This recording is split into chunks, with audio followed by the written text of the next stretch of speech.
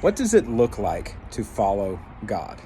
This is a question that we get from Christians all the time, and especially new Christians. And like, what am I supposed to do? What kind of commands do I have to follow? Do I have to follow the Ten Commandments? Is there's like this the whole big thing? It is like sometimes it's a mystery. Like, what is this following God or is this following God? I don't, and sometimes we try to look for the Bible and we look for specific answers. And to be truthful, there are specific answers in the Bible, but a lot of times there's not.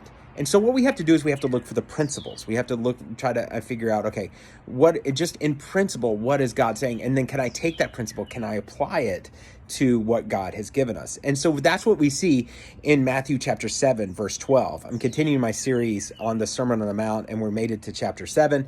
And here we are in verse 12. And Jesus is talking about how God gives good gifts and that we shouldn't judge judge other people, and that if we need something we could ask God for it. But then in verse 12 he says, so in everything do to others as you would have them do to you, for this sums up all the law and the prophets. And so when Jesus says the law and the prophets, what that actually means is that's what they refer to as what we call now the Old Testament. Is so if we're going to sum up everything that God had commanded the Israelites to do, the Jews to do, and really for us as Christians to do, if we were going to sum all of that up, then we would say, do to others as we would have them do to us. And we call this the golden rule. You've probably heard this before. And so what we need to do is whenever in any situation that we're dealing with other people, we need to ask ourselves the question, if I was in this person's shoes and they were doing this, how would I want to be responded to? How would I want to be spoken to?